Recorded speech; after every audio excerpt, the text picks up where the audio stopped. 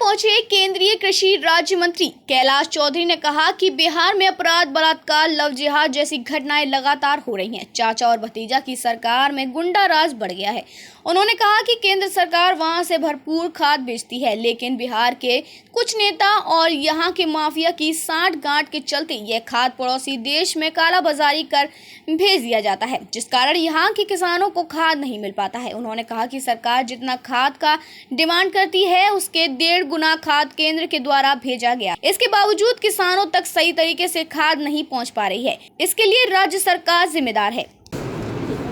हमारे मध्य उपस्थित हमारे जिले के अध्यक्ष जी, उपस्थित सभी विधायकगण और सभी मीडिया के बंधुओं, आज जैसा कि आप और हम सब जानते हैं कि प्रधानमंत्री नरेंद्र मोदी जी के नेतृत्व में भारत विकसित राष्ट्र की ओर आगे बढ़ रहा है। विकासशील की बातें हमने वर्षों तक की, लेकिन अब वो समय आया है जब हम विकसित भारत की बात कर रहे हैं। और जब विकसित भारत की बात करेंगे तो भारत के अंदर रफ्तार भी हमारी बढ़नी चाहिए, गरीबों के कल्याण का भी काम होना चाहिए। तो प्रधानमंत्री नरेंद्र मोदी जी की सरकार को 9 वर्ष पूरे होने जा रहे हैं और इन 9 वर्षों के अंदर जो काम हुआ है, जिसमें गरीब कल्याण की योजनाएं बनी, आज गरीब को प्रधानमंत्री आवास मिला तो गरीब को गैस का कनेक्शन मिला, शौचालय बनाए गए, ऐसे ही हर घर में लाइट पहुंचाने की बात हुई हो, हर घर जल की योजना बनी। तो इससे लगता है कि गांवों का इंफ्रास्ट्रक्चर मजबूत हो रहा है, गांवों के अंदर गरीब व्यक्तियों को किस तरह से सपोर्ट किया जाए, आम देश के अंदर आम व्यक्ति बराबरी पर कैसे आए। और आपने ये भी देखा होगा कि कोरोना के संकट के अंदर भी भारत सरकार ने जो अचीवमेंट प्राप्त किए, जो काम किए, मात्र 9 महीनों के अंदर 2 वैक्सीनेशन तैयार कर देना और वैक्सीनेशन तैयार करने के बाद में लगभग 220 करोड़ लोगों को निःशुल्क वैक्सीनेशन करना और उसके साथ ही लगभग 80 करोड़ लोगों को आज राशन सामग्री निःशुल्क दी जा रही है। राशन सामग्री जिस तरह से लगभग 80 करोड़ लोगों तक राशन सामग्री पहुंच रही है, तो ये सब देखा जाए तो वास्तव में गरीब कल्याण की योजना और किसानों के लिए किसान सम्मान निधि का पैसा दिया जा रहा है। आज लगभग 11.5 करोड़ किसानों को 6,000 रुपये प्रति वर्ष पहुंच रहा है। तो इस तरह से आज गरीब कल्याण की योजना हो, चाहे इंफ्रास्ट्रक्चर की दृष्टि से एग्रीकल्चर इंफ्रास्ट्रक्चर गाँवों के अंदर बनाया जा रहा है, 1 लाख करोड़ रुपये का प्रावधान किया है। छोटे छोटे हमारे FPO बनाए जा रहे हैं, 10,000 FPO बन रहे हैं और ये FPO आने वाले समय के अंदर गांवों के अंदर किसान की खुद की प्रोसेसिंग यूनिट लगे, सॉर्टिंग ग्रेडिंग की यूनिट लगे और खुद वैल्यू एडिशन करके और अपनी फसल को अधिक रेट के अंदर मार्केट के अंदर कैसे बेचेंगे, इसके लिए खुद किसान अब व्यापारी बने। इस दिशा के अंदर सरकार के द्वारा 10,000 FPO बनाए जा रहे हैं। ये गाँवों के अंदर आने वाले समय के अंदर वरदानकारी साबित होंगे। तो भारत सरकार लगातार ये प्रयास कर रही है कि हमारा देश गति के साथ आगे बढ़े। आज एक्सप्रेस हाईवे बनाए जा रहे हैं, जिसकी वजह से हमारे आवागमन में आने जाने में सुविधा हो रही है। साथ ही आपने देखा होगा इलेक्ट्रिफिकेशन हमारे रेलों के अंदर सभी जगह पर हो। रेलवे के स्टेशन हैं, उनको अमृत योजना के तहत बहुत ही सुंदर रेलवे स्टेशन बने, इसके लिए करोड़ों रुपये उनके ऊपर रेलवे स्टेशनों के ऊपर भी खर्च हो रहे हैं। ऐसे ही वंदे भारत जैसी ट्रेनें विभिन्न राज्यों के अंदर एक दूसरे को कनेक्ट करने वाली हाई स्पीड वाली ट्रेनें आ रही है, बुलेट ट्रेन भी आ रही है। तो ऐसे ही देखा जाए तो आपके एयरपोर्ट वो चाहे आज आज़ादी के बाद में जितने एयरपोर्ट नहीं थे, 70 साल में जितने एयरपोर्ट नहीं बने, उतने प्रधानमंत्री ने 9 साल के अंदर एयरपोर्ट बनाए। और साथ ही देखा जाए तो आज कनेक्टिविटी की दृष्टि से भी लगातार सरकार के द्वारा काम किए जा रहे हैं। तो ये जब काम होता है तो निश्चित रूप से गति बढ़ती है। और आपने देखा होगा पहले हमारे जो GB के डेटा थे वो कितने हाई पैसे लगते थे, आज डेटा है वो मोबाइल के ऊपर आराम से व्यक्ति 1 महीने के 400 रुपये के अंदर लगातार वो बात कर सकता है। और साथ ही एक समय ऐसा था कि जब हम मोबाइल इंपोर्ट करने वाला ये देश था, हमारे यहाँ पर मोबाइल की मैन्युफैक्चर की कोई यूनिट यहाँ नहीं होती थी, लेकिन आज हमें सबको खुशी है कि मोबाइल एक्सपोर्ट करने वाला देश बना है। साथ ही मैं आपको ये भी बताऊं कि जो अपने हथियार रक्षा के क्षेत्र में वो भी हम दूसरे देशों के ऊपर निर्भर रहते थे, लेकिन आज हम एक्सपोर्ट करने वाला देश बना है। हमारे यहाँ के हथियार दूसरे देशों के अंदर जा रहे हैं और निश्चित रूप से मैं कह सकता हूँ कि आज भारत के अंदर लगातार देश आगे बढ़ रहा है। लेकिन जब भारत के प्रधानमंत्री जी इस तरह से देश को आगे बढ़ाने की और गरीब कल्याण की योजना को लेकर और भारत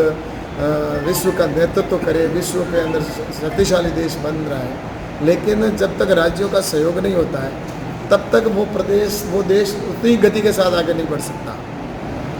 जहाँ जहाँ भारतीय जनता पार्टी की सरकारें हैं वहाँ पर बहुत गति के साथ काम हो रहा है, बहुत हाई स्पीड के साथ काम हो रहा है, गरीब कल्याण की योजनाएं नीचे तक पहुँच रही है, भ्रष्टाचार का बिल्कुल वहाँ पर नहीं होने के बराबर जैसा होता है। आज प्रधानमंत्री जी, कोई समय प्रधानमंत्री कहते थे हम 100 रुपये भेजते हैं लेकिन नीचे 15 रुपये पहुँचते हैं, लेकिन आज लगभग प्रधानमंत्री जी ने 45 करोड़ अकाउंट खोले और जिसमें 20 करोड़ हमारी बहनों के अकाउंट खुले और डायरेक्ट बेनिफिट के तौर पर सबको लाभ मिल रहा है। लेकिन राज्य सरकारें जहाँ पर भी है, जिस तरह से जो भारतीय जनता पार्टी का डबल इंजन की सरकार जहाँ नहीं है वहाँ पर तालमेल के अभाव की वजह से उस प्रदेश के अंदर विकास भी नहीं हो रहा है और केंद्र की जो योजनाएं वो भी नीचे नहीं पहुँच रही है। और उसमें आपको देखना होगा कि जिस तरह से बिहार प्रदेश है, बिहार के अंदर आज लॉ एंड ऑर्डर की स्थिति बिगड़ी हुई है। यहाँ पर दिन दहाड़े मर्डर हो जाते हैं और इसी ज़िले के अंदर आपने देखा होगा कुछ दिन पहले जिस तरह से दिन दहाड़े और जिस तरह से मर्डर हो गई और बहन बेटियाँ हमारी सुरक्षित नहीं हैं। आए दिन बलात्कार जैसी घटनाएं होती है। इस बिहार के अंदर लव जिहाद की घटनाओं का अंबार है। हर रोज़ लगभग 20-25 महीने हैं जिनको वो अपहरण करके या जिस तरह से लेकर जाते हैं या लव जिहाद के अंदर जिस तरह से उनको फंसाया जाता है। तो ऐसी घटनाएं इस प्रदेश के अंदर हो रही है। यहाँ पर जिस तरह से यहाँ के जो बजरी माफिया या जो है वो खनन माफिया है वो इस सरकार को चला रहे हैं। यहाँ पर शराब माफिया हैं जो इस प्रदेश के अंदर शराब माफिया सरकार को चला रहे हैं। और मैं जहाँ तक देखता हूँ कि जो किसान हैं तो किसानों को भी जो केंद्र सरकार से जब पूरी फर्टिलाइज़र जो खाद दे दी जाती है यूरिया DAP, उसके बावजूद भी किसानों को वितरण करने के पर्याप्त व्यवस्था नहीं होने की वजह से और उसमें भी कालाबाजारी करने की इनके जो नेता जो हैं इनके और उनकी वजह से किसान को जो मिलनी चाहिए वो नहीं मिलती। भारत सरकार की डिमांड जितनी होती है उतनी देने के बावजूद भी राज्य सरकार यूरिया DAP की जो वितरण करना होता है उसके अंदर वो भी भेदभाव करते हैं और कालाबाजारी करके और दूसरे प्रदेश देशों के अंदर भी भेजने की सूचनाएं यहाँ से हमें लगातार मिलती रहती हैं। तो ये देखा जाए तो आज इस समय हर व्यक्ति अपने आप को बिहार के अंदर परेशान महसूस कर रहा है और तुष्टीकरण की नीति के ऊपर ये सरकार चल रही है। तुष्टीकरण के तहत भले ही कुछ भी किया जाए, इस तरह से एक दंगे भी इस प्रदेश के अंदर होते हैं। जहाँ दंगा पीड़ित है उनके खिलाफ कार्रवाई भी होती है, उनको जेल में भी डाला जाता है और जो दंगा करने वाले लोग हैं वो खुलेआम घूमते हैं। तो इस तरह से यहाँ पर एक तरह से कह सकते हैं कि जो प्रदेश की सरकार बिहार की है वो अपने दोनों चाचा भतीजे सिर्फ अपने इस लूट में लगे हैं, भ्रष्टाचार में लिप्त हैं। और जिस तरह से पहले जो किसी समय में गुंडा राज जो करते थे, गुंडे जो थे उनको उनकी पार्टी में ज्वाइनिंग करवाना और उसके बाद में वो बड़े बड़े पद और ओहदों पर बिठाकर फिर वही डर और भय का वातावरण पैदा करने का काम ये राज्य की सरकार यहाँ की कर रही है। अभी इस पूर्णिया के अंदर भी जैसा कि किसानों यहाँ की जनता की बड़ी डिमांड है कि यहाँ पर एयरपोर्ट बने, लेकिन एयरपोर्ट को लेकर ज़मीन को नहीं देना। तो ये एक सुविधा की दृष्टि से प्रधानमंत्री नरेंद्र मोदी जी कहते हैं कि हर इंफ्रास्ट्रक्चर की दृष्टि से और ट्रांसपोर्ट की दृष्टि से वो सुविधाएं देश की उपलब्ध होनी चाहिए, लेकिन अड़ंगे डालने का काम बिहार की सरकार कर रही है और जिसकी वजह से विकास कम हो रहा है। और मैं सोचता हूँ कि इस समय इन सभी विषयों को लेकर आज यहाँ पर बैठक भी की गई, जिसमें भारतीय जनता पार्टी के कार्यकर्ताओं ने बैठक की और बैठक में निर्णय लिया है कि आने वाले समय के अंदर इस बहरी, गूंगी और भ्रष्ट सरकार को के दांत खट्टे करने के लिए, उनको आईना दिखाने के लिए हम सड़कों पे आएंगे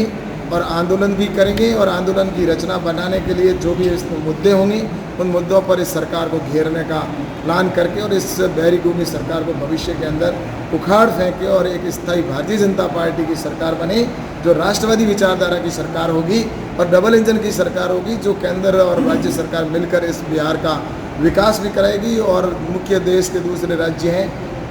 जहाँ पर मेरे युवा साथी रोजगार प्राप्त करने के लिए दूसरे प्रदेशों में जाते हैं, तो उनको यहीं पर रोज़गार मिले, इस दृष्टि से भी यहाँ पर कार्य किया जाएगा सरकार के द्वारा, ताकि हमारे कृषि के भी जो उद्योग हैं वो भी यहाँ पर लगेंगे और अन्य उद्योग भी यहाँ पर स्थापित हो, जिससे कि हमारे बिहार के रहने वाले जो युवा हैं उनको दूसरे प्रदेशों में रोज़गार के लिए भी ना जाना पड़े। इस दिशा के अंदर सरकार काम करेगी। लेकिन ये बैरिकों की सरकार है, इसको